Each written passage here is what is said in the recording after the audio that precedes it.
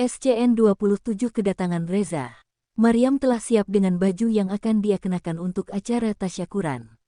Mengenakan baju berwarna lemon yang dipadu-padankan dengan jilbab pasmina dan cadar dengan warna senada. Maryam terlihat anggun malam itu, pasalnya pakaian yang dia kenakan sangat berbeda dengan yang biasanya Maryam kenakan. Meski tidak menampakkan kemewahan namun Maryam terlihat lebih cantik. Beberapa tamu undangan pun telah hadir, juga anak yatim yang diundang pun baru saja sampai, setelah sebelumnya dijemput oleh Pak Darman. Pak Darman memang seorang mandor dan sopir pabrik, namun beliau akan selalu siap siaga setiap Abi Hanif membutuhkannya. Di tengah ramainya suasana rumah saat itu, Maryam masih duduk di depan meja rias untuk bersiap. Maryam sedikit memoles wajahnya agar terlihat lebih segar, hal ini dia lakukan untuk menyambut kedatangan Reza. Meskipun Maryam sendiri tidak yakin Reza akan datang dalam acara tasyakuran. Di sela-sela kegiatan yang Maryam lakukan, sejenak Maryam merenung dan mengingat beberapa pelajaran saat di pesantren, mengenai hukum bersolek bagi wanita muslimah. Dalam Hari Muslim disebutkan, sesungguhnya Allah itu indah dan menyukai keindahan.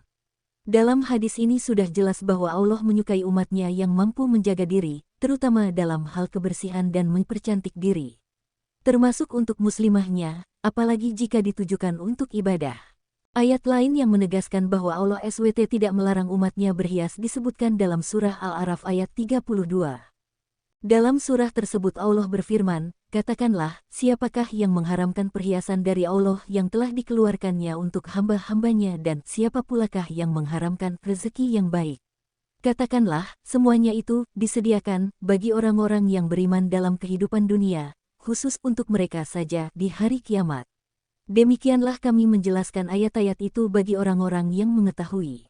Penggunaan riasan ini diizinkan, asal tidak berlebihan, terutama di bagian-bagian tubuh tertentu. Larangan ini disebut tabaruj yang berarti sesuatu yang terang dan tampak.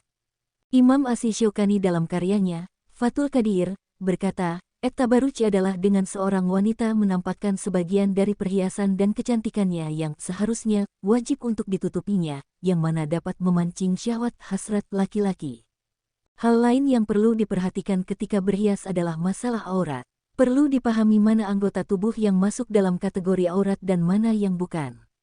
Wanita secara umum adalah aurat, hal ini ditegaskan dalam hadits Tirmidzi yang menyebutkan, wanita itu aurat, apabila ia keluar dari rumahnya setan senantiasa mengintainya. Setelah menyelesaikan segala ritualnya, Maryam bergegas keluar dari kamar, untuk menyambut para tamu yang telah hadir. Maryam menyapa beberapa saudara yang hadir dan anak yatim serta para pekerja pabrik yang sudah lebih dulu ada di sana. Assalamualaikum, ucap seseorang yang baru saja tiba. Seketika Maryam menyempitkan matanya, memastikan siapa yang datang. Maryam begitu terkejut ketika mendapati tamu datang saat itu. Bagaimana Maryam tidak kaget, pasalnya Maryam tidak mengundangnya untuk datang. Waalaikumsalam, jawab Abi Hanif dan Umi Maya dari arah belakang menyambut kedatangan Dokter Tama. Mari dok silahkan masuk, ucap Abi Hanif kemudian. Terima kasih Abi, ucap Tama. Maryam yang masih terkejut dengan kedatangan Tama hanya mematung tanpa mengatakan apapun. Bahkan menjawab salam dari Tama pun tidak sempat dia lakukan. Bahkan Maryam sangat terkejut dengan panggilan Abi yang diucapkan Tama kepada Abi Hanif, sejak kapan? Batin Maryam. Maryam, sapa Dokter Tama yang mendapati Maryam dengan pandangan mata kosong. Oh, iya dok. Maaf silahkan duduk dok, ucap Maryam terbata-bata. Flashback on. Assalamualaikum, selamat pagi Bu Maya, ucap Dokter Tama seraya masuk ke dalam ruang perawatan. Waalaikumsalam dok, silahkan, jawab Umi Maya dan Abi Hanif kompak. Saya periksa dulu ya Bu, ucap Tama. Silahkan dok, jawab Umi Maya. Alhamdulillah hari ini sudah bisa kembali ke rumah, jaga kesehatan ibu dengan baik. Dan jangan lupa kontrol untuk minggu depan Bu, ucap Dokter Tama memberikan penjelasan. Dua orang suster yang datang bersamaan dengan Dokter Tama, bergegas melepas selang infus dari punggung tangan Umi Maya. Alhamdulillah terima kasih dok, kesembuhan datang dari Allah SWT, namun Dokter Tama merupakan perantara semua ini, saya ucapkan terima kasih dok, ucap Abi Hanif sopan. Dibalas senyuman oleh Dokter Tama. Oh ya Pak Hanif, pagi tadi saya bertemu Maryam. Sepertinya dia banyak sekali berbelanja hari ini, ucap Dokter Tama. Oh iya dok, kebetulan malam nanti kami akan mengadakan acara syukuran kecil-kecilan, jawab Abi Hanif. Kami juga bermaksud untuk mengundang Dokter Tama. Apabila dokter berkenan hadir kami akan sangat senang, tukas Abi Hanif kemudian. Tentu saja, insya Allah saya pasti hadir, jawab Tama dengan semangat. Terima kasih dokter, jawab Abi Hanif sopan. Setelah menyelesaikan tugasnya Dokter Tama bergegas meninggalkan ruangan. Namun belum sempat Tama melangkah keluar, maaf Pak Hanif. Ucap Tama sedikit ragu. Iya dok, ada lagi yang perlu dokter sampaikan. Tanya Abi Hanif kemudian. Tidak, hanya saja bolehkan saya memanggil Pak Hanif dan Bu Maya seperti Maryam memanggil Anda. Ucap Tama sopan. Abi Hanif dan Umi Maya saling melemparkan pandangan, karena tidak mengerti maksud dari permintaan Dokter Tama. Maksud saya Abi dan Umi, ucap Tama kemudian. Oh, iya, tidak masalah dok, dengan senang hati, ucap Abi Hanif diiringi senyum oleh Umi Maya. Meski sedikit bingung dengan hal itu, namun di antara Umi Maya maupun Abi Hanif tidak mempermasalahkannya. Dan tidak ingin mengambil pusing, toh itu hanya sebuah panggilan. Selama itu sopan tidak masalah bagi keduanya. Flashback off. Tidak berselang lama dari kedatangan Dokter Tama terdengar suara salam dari arah pintu. Maryam menyadari suara itu merupakan suara yang sering dia dengar dan terasa familiar di telinganya. Kakek Amar, gumam Maryam. Waalaikumsalam kakak, ucap Maryam kemudian. Kakek Amar saat itu datang bersama dengan Nenek Halimah dan juga Reza turut serta. Bergegas Maryam menghambur untuk menyalami kakek Amar dan Nenek Halimah dengan takzim. Tidak lupa Maryam meraih tangan Reza dengan kedua tangannya, lalu mencium punggung tangan Reza dengan takzim. Setelahnya Maryam melepaskan tangan Reza, namun sebelum itu terjadi, segera Reza menarik tangan Maryam dan mencengkeramnya dengan kuat. Apa kau juga mengundangnya? Tanya Reza tepat di telinga Maryam. Mendengar hal itu Maryam seketika menyempitkan dahinya, maksud Mas Reza. Mendapati jawaban Maryam yang seolah bingung Reza hanya melemparkan senyum kecut ke arah Maryam. Sudahlah, ucap Reza kemudian. Kakek Amar merasa sedikit terkejut mendapati Tama berada di sana, pasalnya dia sudah cukup lama tidak lagi bertemu dengan sahabat semasa kecil cucunya tersebut. Tama, ucap kakek Amar. Assalamualaikum kek, jawab Tama. Benar kamu Tama, kakek Amar mencoba meyakinkan, dan dibalas anggukan oleh Tama. Berbeda dengan kakek Amar yang merasa terkejut, Tama justru menampakkan ekspresi biasa saja dengan hal itu, tidak heran kakek Amar berada di sana, sudah pasti dia akan datang karena Maryam adalah cucu menantunya. Kakek Amar sangat bersemangat, setelah sekian lama dia tidak bertemu dengan Tama. Segala macam kakek Amar tanyakan pada Tama dan dijawab dengan penuh semangat dan antusias oleh Tama. Tama yang dulu selalu datang ke rumahnya untuk mencari Reza dan hanya sekedar untuk bermain bersama. Tama, kakek dengar sekarang kamu jadi dokter, ucap kakek Amar. Betul ke alhamdulillah, ucap Tama sopan dengan senyum simpulnya. Luar biasa kamu, puji kakek Amar kemudian. Biasa saja kek, Reza jauh lebih hebat dari Tama, ucap Tama sopan dengan pandangan mata menatap Reza dari kejauhan. Begitu juga Reza yang menatap Tama dengan pandangan mata tajam menusuk, seolah sudah sangat jengah dengan keberadaan Tama saat ini. Kakek Amar dan Nenek Halimah tidak pernah mengetahui jika hubungan antara Reza dan Tama saat ini tidaklah sebaik dulu. Keduanya sengaja menutupi agar tidak menimbulkan banyak pertanyaan, pasalnya antara keluarga Tama dan kakek Amar pun sudah sangat dekat sejak dulu. Asteris. Beberapa saat berlalu acara tasyakuran telah selesai, dan beberapa tamu undangan telah pulang, begitu juga dengan anak-anak yatim yang telah diantarkan oleh Pak Darman. Menyisakan beberapa orang di sana dan beberapa pekerja yang bertugas untuk membereskan kediaman Abi Hanif. Mengemasi makanan yang masih lumayan banyak untuk diberikan pada para pekerja kebun dan pabrik yang saat itu masih setia membantu. Di tengah obrolan antara kakek Amar dan Tama, tiba-tiba Reza menghampiri. Kakek, ucap Reza. Jawab kakek Amar dengan nada santai. Masih dengan kesibukannya mengobrol bersama Tama. Sepertinya Reza akan menginap, Reza telah menghubungi Pak Roni untuk menjemput kakek dan nenek, ucap Reza dengan nada tenang namun menekan. Mendengar hal itu sontak kakek Amar dan Tama pun terbelalak.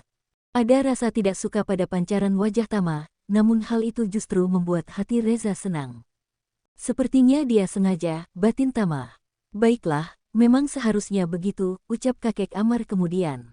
Tak berselang lama Pak Roni yang tidak lain merupakan supir pribadi Reza telah sampai. Kemudian menghampiri kakek Amar yang masih duduk di sofa. Tuan, apa kita pulang sekarang? Tanya Pak Roni kemudian. Baiklah, tunggulah sebentar, aku akan berpamitan kepada besanku, ucap kakek Amar. Baik Tuan, jawab Pak Roni. Setelah menyelesaikan obrolannya dengan Tama, tidak lupa mengucapkan salam perpisahan pada Tama, kakek Amar bergegas menemui besannya untuk berpamitan. Kakek Amar menemui Abi Hanif dan Umi Maya yang saat itu tengah duduk bersama Maryam dan juga Reza. Pak Hanif, hari sudah semakin larut, sepertinya saya harus segera undur diri, ucap kakek Amar. Terima kasih Pak Hanif untuk jamuannya, tukas Nenek Halimah yang duduk di kursi rodanya.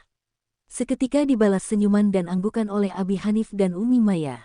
Kakek buru-buru sekali, ucap Abi Hanif kemudian. Apa tidak sebaiknya kakek Amar dan nenek menginap saja di sini, tukas Umi Maya. Betul kek, sebaiknya kakek menginap, lagi pula besok Maryam dan Mas Reza juga akan pulang, ajak Maryam pada kakek Amar dan nenek Halimah. Mendengar bujukan yang dilakukan oleh ketiganya pada kakeknya, Reza hanya diam dan memperhatikan, tanpa berniat memberikan tanggapan. Tidak nak, kalau kakek menginap bagaimana dengan Roni? Dia sudah jauh-jauh ke sini, ucap kakek Amar dengan melirik ke arah Reza yang mematung. Baiklah kau begitu, hati-hati di jalan kek, segera memberi kabar jika sudah sampai, ucap Maryam dengan berat. Iya nak, jawab kakek Amar singkat. Setelah berpamitan keduanya berlalu meninggalkan kediaman Abi Hanif. Tak berselang lama dengan kepulangan kakek Amar, Tama pun berencana untuk undur diri juga. Abi, sapa Tama kepada semua orang yang masih berdiri di depan pintu mengantarkan kepergian kakek Amar sebelumnya. Abi, sejak kapan? Batin Reza dengan mata memicing. Merasa sangat aneh dengan panggilan Tama terhadap ayah mertuanya, seketika Reza tersenyum kecut ke arah Tama. Iya Dokter Tama, jawab Abi Hanif dengan menolehkan kepala. Abi Hanif masih tetap memanggil Tama dengan sebutan dokter, bukan Nak atau Tama. Hal itu dia lakukan karena sungkan terhadap Reza. Abi, Umi, Tama juga harus segera pulang, terima kasih atas undangannya, ucap Tama sopan. Baik dok, hati-hati di jalan, ucap Umi Maya singkat dengan seulas senyum. Sering-seringlah berkunjung dok, tukas Abi Hanif berbasa basi. Dibalas anggukan kepala oleh Tama. Maryam yang menyadari hal itu, hanya menundukkan pandangan. Selain untuk menjaga pandangannya juga menjaga dari tatapan Reza yang sedari tadi tajam menusuk kepadanya.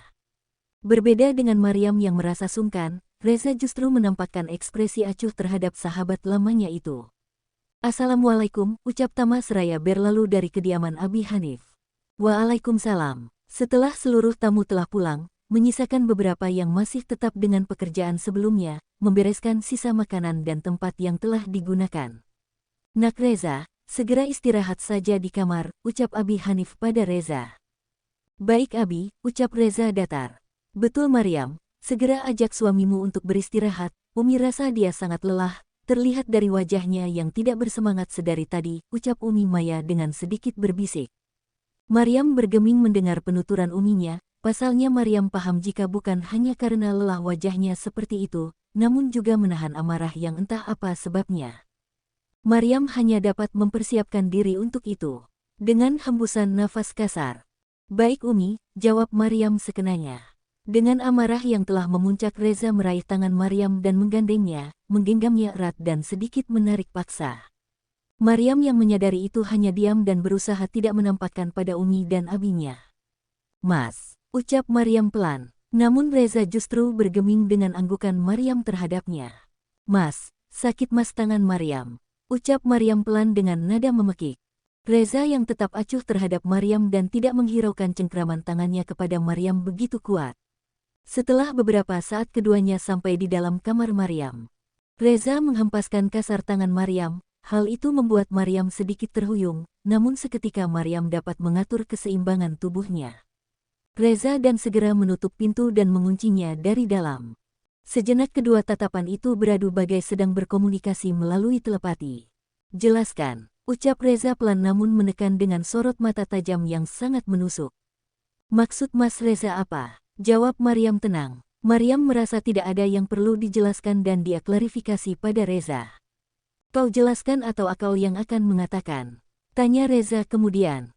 Maryam tidak paham apa maksud Mas Reza, ucap Maryam masih kekeh dengan ucapannya semula. Oh ya, jawab Reza singkat dengan mata memicing. Tenangkan dirimu, Mas. Duduklah, aku akan mengambilkanmu air minum, ucap Maryam mencoba mencairkan suasana. Maryam semakin menyadari tatapan Reza tajam menusuk yang seolah tidak akan membiarkan mangsanya lolos begitu saja. Reza masih dengan posisinya mematung memperhatikan Maryam dari atas hingga bawah. Hingga hal itu membuat Maryam merasa heran dengan perilaku Reza terhadapnya.